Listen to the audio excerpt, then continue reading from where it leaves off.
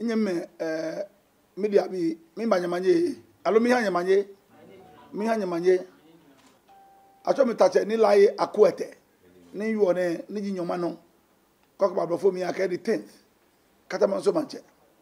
tutuwe acho mi honorable ni lai afoti akpo former member of parliament for Katamanso, former regional minister for Greater Accra and the Volta region. If you make a no come pay my way biane aka Katamanso manche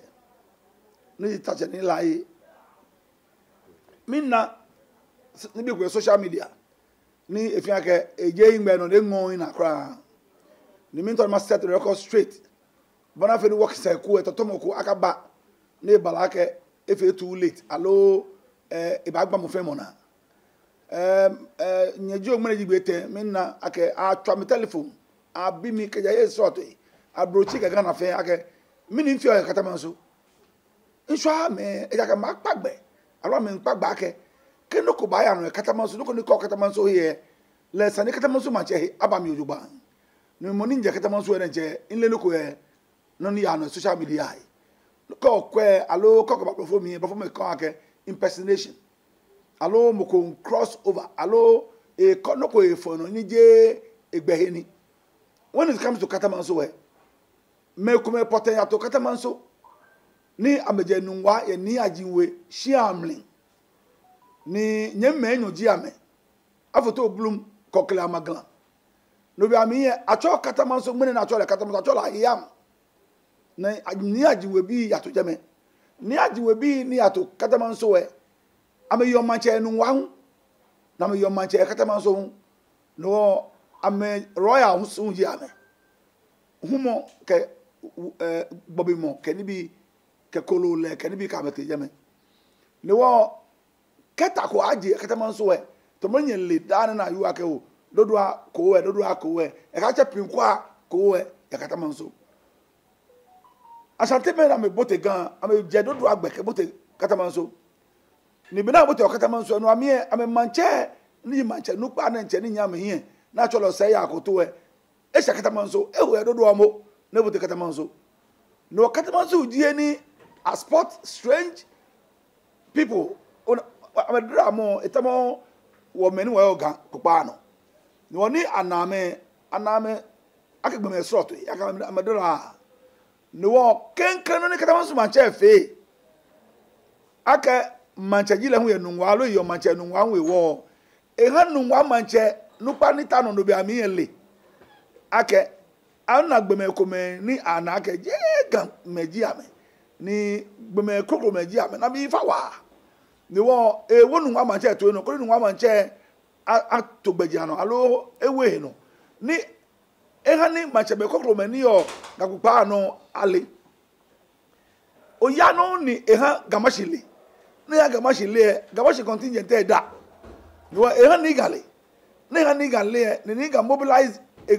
allies na me move towards Katamanso am tashi ye gamashi alo teshi alo hina me yo ni ta abani na me she me fe move am fam na ke Katamanso ni alemi jame ni emina le jame e sheku e balaka ni manche me fe mabu ame na ni nwa eche ni ga eche manyache we kokro me ni abatalashi ya Katamanso we abote heko ni ashati ya jame na hota ya jame acho jame afie eko emi acho jame afie eko emi no afie eko emi ya jame manche eko she ya fole ni ekebi ha ni no ni sara achu na shati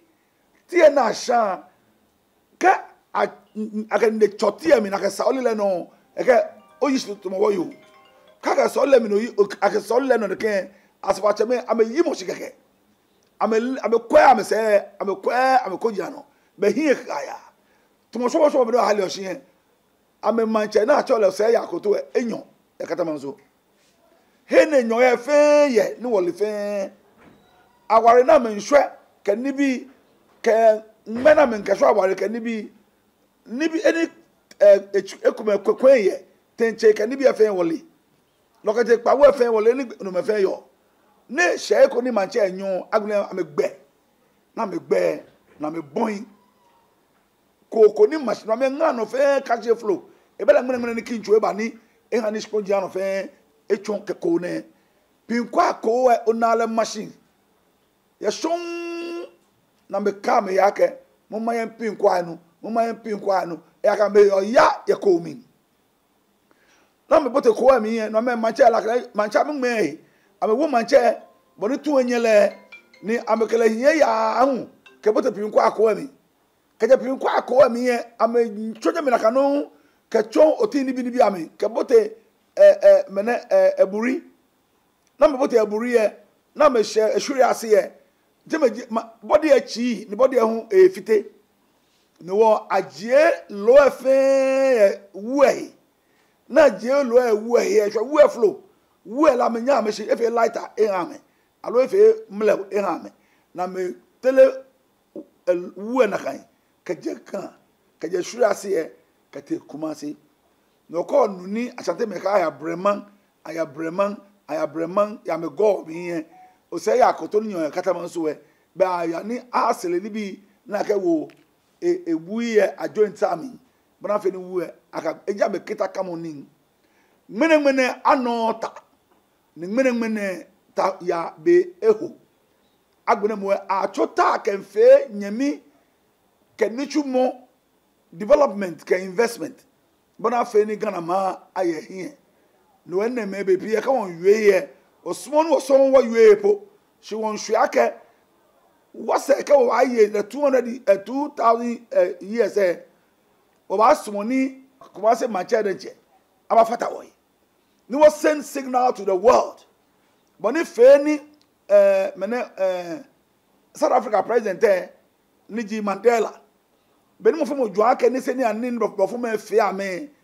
amba to ame henine ya ame sha ni ka ni na fe ame he le mo eche ake ahani minfu abashi ene ha echon hero ya jene mi fe non mo ko fe ne yo 4 won sam fe ni efe mini efe 4 no wo won hwe ake gbinu o ba celebrate ne ke gbijiro ne o ba fo ni wo che asantini denche ni kumase manche ni taba fata wo ye ga ni jele fa na ke tanale ni bo fo me hunle ni history mi na gba na ka hie abomodeni ajele mi fa ke mene je ta no so fe ko me e ba ngo chomo heroes alo hena no bi alo ake bullet gba nko ba wo ye jene mi ne ba fe sena mo wa gada mo fe si bone yo la di me aka fe press conferences aka inunoko aka ahota egbabuko emi ni ta na no je egbabuko emi ahoye si ahota ya katamanso ya ke man cheme na me fa amete buko ba nwa amete katamanso straight ni ahota ya afie ko emi ya katamanso ni bi efe kari efe ya jengmene ngomo ni le history ye e ba no gbale simoko aka chake history here ni semi ni ba fe noko neke amanko alo misunderstanding baba ene wo kunle e Jesus wo pupa ye ni moko ya fe noko sene na katamanso ma cha fe mini ale me kar kita na me cho katamanso gbe moko ku moko na o ba yo to hia no fe no ba fe ni o cha katamanso gbe ya katamanso man wulu ni e gba moko na shiko na na fe o kadi na ka celebrate na ka fe social media na ka hota egbabuko mi ni je egbabuko mi ahoye shi ahota ya fi eko mi yen mene mi ajenfe ale ake katamanso ta ahoye egbabuko mi ahoye katamanso afie ko mi ni no se ni mache nyon atele ke benga pinkwa ko me gamashi bi alo ganangbe bi no won je gamashi bo ganangbe bi no wonga aka aya na ajwa pinkwa ko eja ke mekume poten aiwale ji pinkwa ko shimudin nismoni papa ke ganangbe fe ke pinkwa akakita efio hie nyam ke sana mo ha wo fe ni wo min gaje ne ke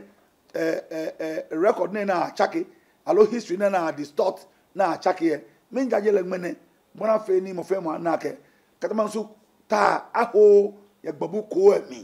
ni angma ko history ko mi angma ko eko aka katamansu ta aho ye babu ko mi shi aho ye afie ko mi jema shan tiye na ke nota ye katamanso twa no manyaba